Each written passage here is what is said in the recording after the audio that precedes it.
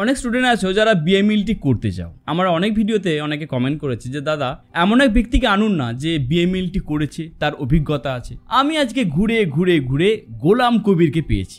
গোলাম কবিরের কথা যখন আমরা বলছি তার সম্বন্ধে আমরা বলতে পারি ও বিএমএলটি কমপ্লিট করেছে, বর্তমানে 2 বছর কর্মরত অবস্থায় আছে। তাই গোলাম কবিরের কাছ থেকেই আজকে আমরা A to Z জানব যে বিএমএলটি করছে সম্বন্ধে। প্রথমেই গোলাম কবিরকে আমি ধন্যবাদ জানাই যে আমার এই চ্যানেলে আসার জন্য, তার অমূল্য সময় দেওয়ার জন্য। আজকেও ছুটি পেয়েছে, তো ছুটির ফাঁকেই আমি বলেছি জাস্ট আমাকে 20 মিনিটটা দিও ভাইটি আমার, কারণ অনেকের প্রশ্ন অনেকগুলো প্রশ্ন আছে। আমি মনে করি যে এই প্রশ্নগুলো একজন এক্সপার্ট অনেক ভালোভাবে দিতে পারবে। তাই গোলাম কবিরের কাছে আমার প্রথম প্রশ্ন যে বিএমএলটি জয়েন করার প্রসেস কি আছে। প্রথমে অসংখ্য ধন্যবাদ আমাকে চ্যানেলে মানে অ্যাজ এ ডাকার জন্য গেস্ট হিসাবে। Thank you. দাদা অনেক ধন্যবাদ।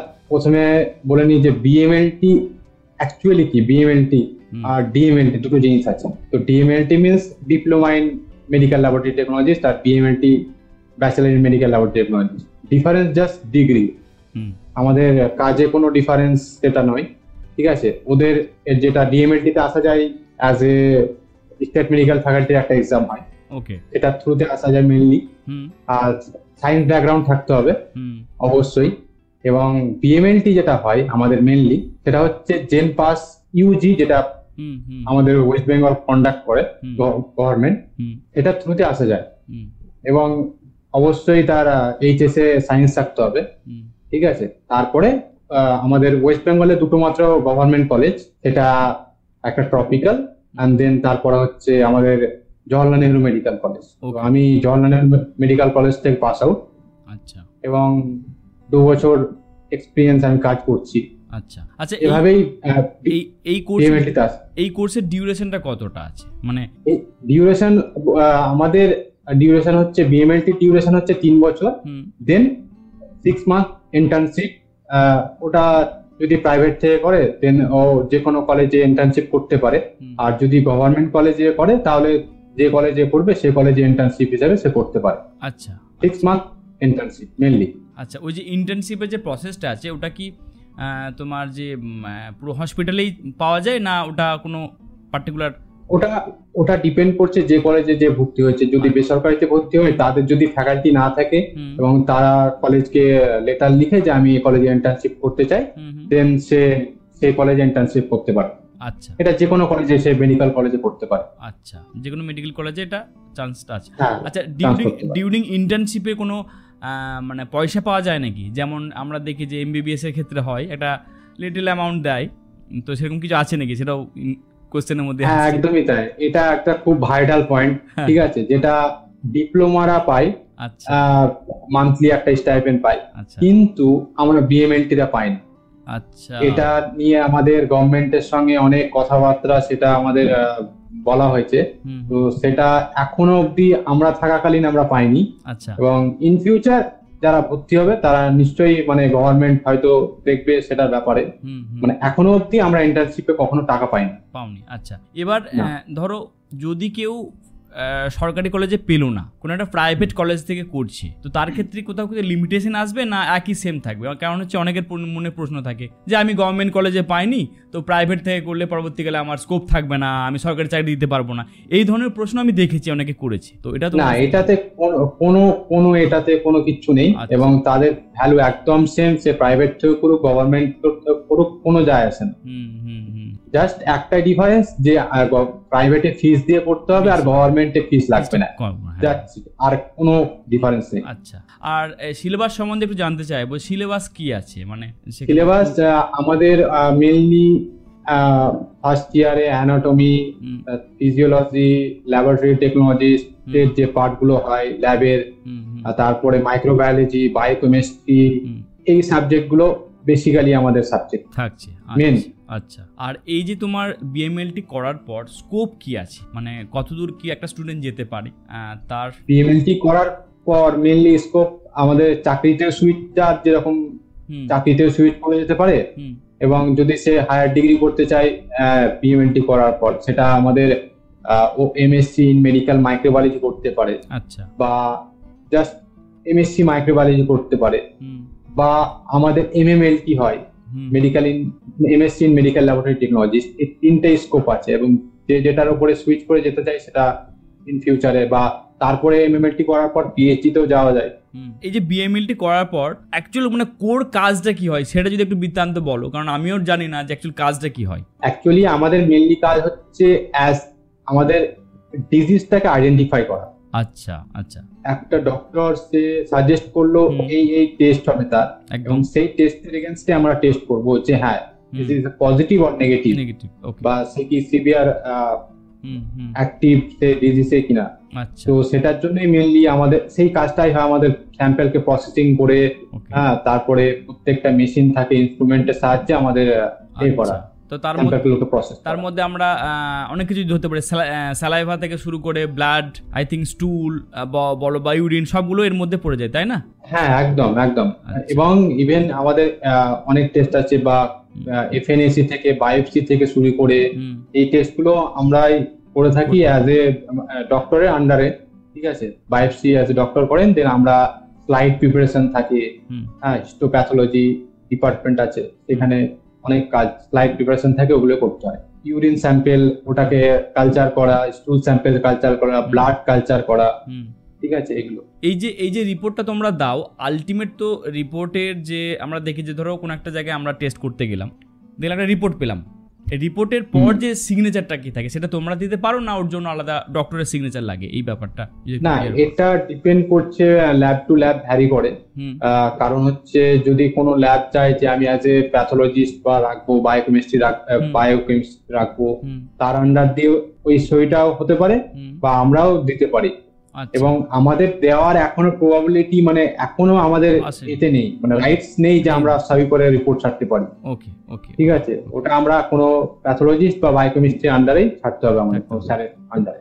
এবার আগামীতে যারা বিএমএলটি করতে চাইছে বা ধরো যারা ইন্টারেস্টেড আছে, কারণ অনেক স্টুডেন্ট আছে যে প্যারামেডিক্যালি এই কোর্সটা নিয়ে খুব তারা এক্সাইটেড, মানে অসংখ্য আমি কমেন্ট দেখেছি, প্যারামেডিক্যাল ধরো হাজারো কোর্স আছে, ধরো তার মধ্যে এইটাকে নিয়ে যেন অনেক বেশি এক্সাইটেড স্টুডেন্টদের মধ্যে।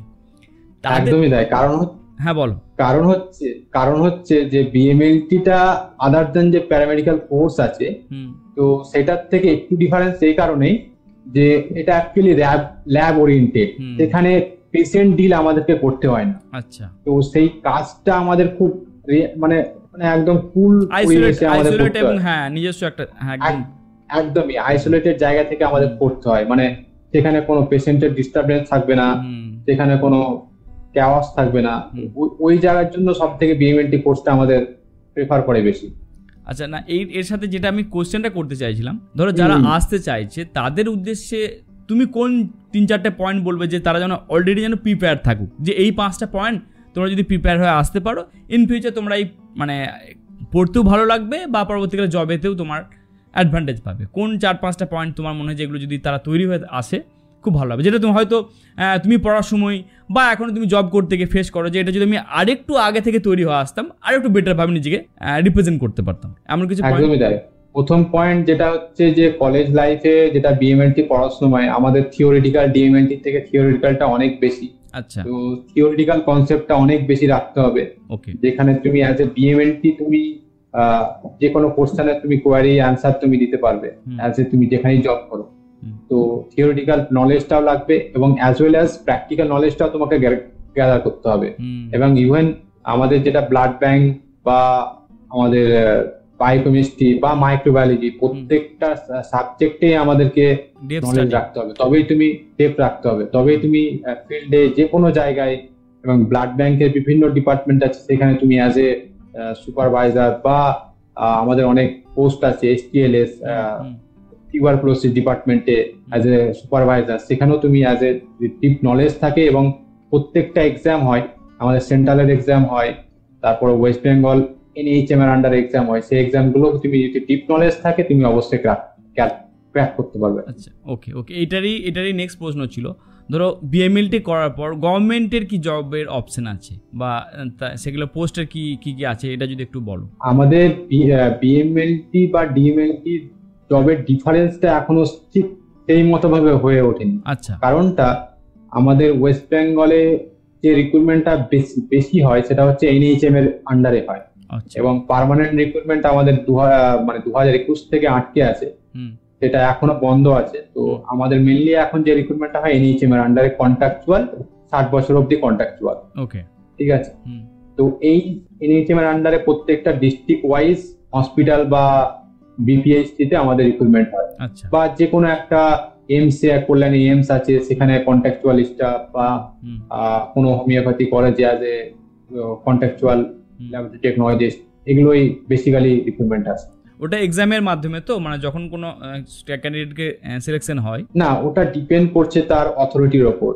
কোনো অথরিটি ডাইরেক্ট ইন্টারভিউ নেয়, কোনো অথরিটি এক্সাম দিয়ে ইন্টারভিউ নেয়। ওকে, ডিপেন্ডস অন অথরিটি। তো তুমি তো বর্তমানে ধরো 2 বছর কর্মরত আছো, তো এবার যেটা সব থেকে ইম্পর্টেন্ট প্রশ্ন, যে স্যালারি স্ট্রাকচার কেমন? কারণ এই যে কোর্স বিএমএলটি যাই করি না কেন, ব্যাক অফ দ্য মাইন্ড চলে যে আমাদের একটা স্যালারি পার্টটা তো থাকছেই।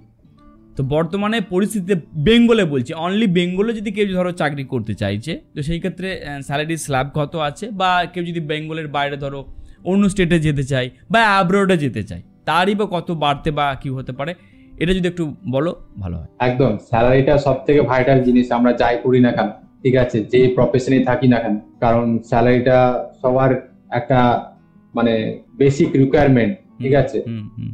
তো স্যালারির ব্যাপারটা হচ্ছে যে এটা ডিপেন্ডস অন একদমই হচ্ছে এক্সপিরিয়েন্স। তোমার যত এক্সপিরিয়েন্স গ্যাদার করবে তুমি তত তোমার স্যালারি বাড়তে থাকবে। এবং এখন অন অ্যান অ্যাভারেজ আমাদের যেটা এনএইচএম এর আন্ডারে রিক্রুটমেন্ট হয়, সেটার স্যালারি 22 থেকে 30 অবধি স্যালারি আপ ডাউন করে। আর অ্যাজ এ প্রাইভেট ওটা ডিপেন্ড পুরোটা এক্সপিরিয়েন্সের উপর। তুমি অ্যাজ এ ফ্রেশার্স ওটা 10 থেকে ওটা 20 মধ্যেই ওটা থাকে। এবং এটা মানে অ্যাব্রডে, যেটা অন্যান্য স্টেটে যেটা আমাদের রিক্রুটমেন্ট হয় পার্মানেন্ট, সেখানে স্যালারি পার্মানেন্ট স্যালারি আমাদের 35 থেকে 40 ইনিশিয়াল স্যালারি আমাদের অ্যাজ এ গভর্নমেন্ট ওয়েস্ট বেঙ্গলে। ওকে, আচ্ছা। অ্যাব্রডে যদি কেউ যদি ধরো প্রিপারেশন নিচ্ছে, কারো ধরো প্ল্যান আছে যে আমি অ্যাব্রড যেতে চাই, সেই ক্ষেত্রে প্রসেসটা কি আছে আর তার স্যালারি কিভাবে এনহ্যান্স হবে সেটাও যদি একটু খুলে বলো তাহলে ভালো হয়। অ্যাব্রড জিনিসটা একদম পুরোটাই ডিফারেন্ট। কারণ অ্যাব্রডে যেতে গেলে বেসিক্যালি দুটো জিনিস রিকোয়ারমেন্ট, যেটা বিএমএলটি একটা আর এক্সপিরিয়েন্স। যদি আজ আমি ধরি অস্ট্রেলিয়া আমি যাব, ঠিক আছে, তাহলে অস্ট্রেলিয়ার জন্য 2 বছর এক্সপিরিয়েন্স লাগে। ওকে, ঠিক আছে। তারপরে ওখানে একটা ইংলিশ এক্সাম দিতে হবে, ইংলিশ প্রফিসিয়েন্সি টেস্ট। ঠিক আছে। দেন তারপরে ডকুমেন্টস ভেরিফিকেশন, দেন তারপরে ওদের একটা এমস এক্সাম হয়, সেটা কোয়ালিফাই করলে অ্যাজ এ তুমি অস্ট্রেলিয়াতে জব অ্যাপ্লাই করতে পারো। আচ্ছা। এবং ওইখানে তোমার পোস্টটাই পুরোটা আলাদা হবে।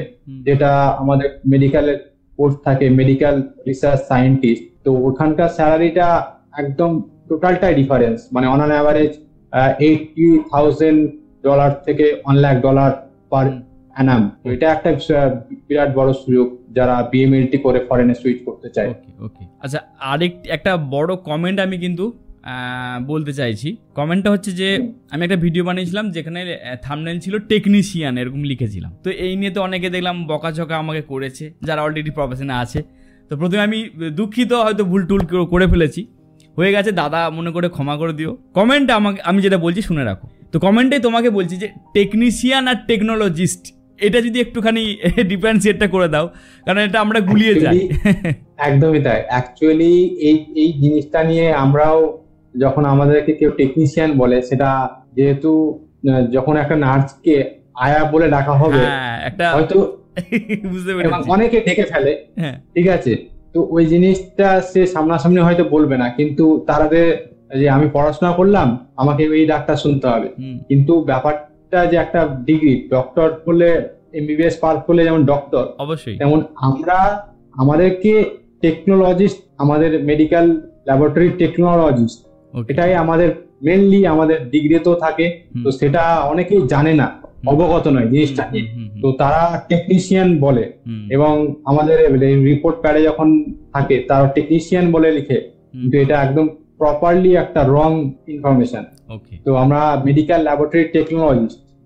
হ্যাঁ, তো ওই কারণেই হয়তো তারা যারা কমেন্টটা করেছে, হয়তো সে ব্যাপারটা নিয়ে প্রফেশনের সাথে যুক্ত আছে সামহাউ, আর তা না একদমই হলে তাই। ব্যাপারটা জানবে কি করে। তো আমি অবশ্যই আবার ওয়ান সেকেন্ড আমি মানে দুঃখিত, এবং অবশ্যই এটা একটা খারাপ বিষয় যে টেকনোলজিস্টকে আমি টেকনিশিয়ান যদি বলি, ব্যাপারটা সেটাই দাঁড়ায় যে একটা নার্সকে যদি সে কাউকে আয়া বলে, তার একটা যে ডিগ্রি, সেই সমপরিমাণ যে সম্মানটা না দিয়ে তাকে একটা ছোট করে দেখা, যা সামহাউ আমার দ্বারাও এটা ভুল হয়ে গেছে, অবশ্যই ক্ষমা করে দিও।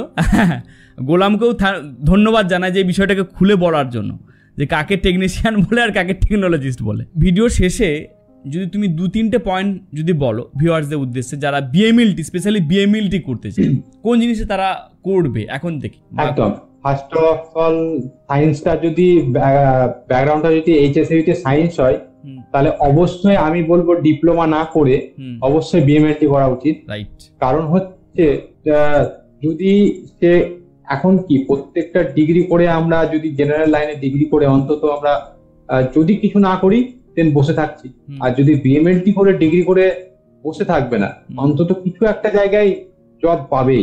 তো ও যদি চায় আমি এসএসসি এক্সাম দেবো, বিসিএস এক্সাম দেবো, ইউপিএসসি এক্সাম দেবো, দেন উইল বি এলিজিবল, কারণ ডিগ্রি ইজ বিএসসি। তো তার কোনো ওখানে এটা একটা বিশাল বড় পাওনা যে টেকনিক্যাল বলতে কি একটা মেডিকেল ফিল্ডে একটা বিএসসি ডিগ্রি করলো, তো প্রত্যেকটা লাইনেও যেতে পারবে, এটা নিয়েও হায়ার ডিগ্রি করতে পারবে যদি তার এটা নিয়ে বেশি নলেজ থাকে বা ডেপথ থাকে, কাজ করতে চায়। ঠিক আছে। আর বলবো যে বিএমএলটি করার জন্য বেসিক্যালি যে আমাদের পরীক্ষা হয় জেন পাস পিজি, সেটার জন্য এইচএস বেসটা যেন খুব স্ট্রং, মানে শক্ত হয়, একদম স্ট্রং হয়। তো এই কয়েকটা বেস। অসংখ্য ধন্যবাদ। এত কিছু জিনিস আমারও ক্লিয়ার হলো। আশা করি এই ভিডিওটা যারা দেখবে তাদের কাছে একদম ক্লিয়ার হয়ে যাবে অ্যাবাউট বিএমএলটি। ওকে, একদম। প্রয়োজনে আবার তোমাকে ডাকবো, যদি খুব ডিমান্ড দেখি, যদি দেখি যে অনেকগুলো ভিউ, লাইক, আরও কমেন্ট আসছে, আবার আমরা লাইভ সেশন করব, যেখানে একদম গোলামের কাছ থেকে আমরা প্রশ্ন ছুড়ে দেবো এবং আনসার নেব। ওকে, একদম একদম। Okay, thank you very much. Thank you.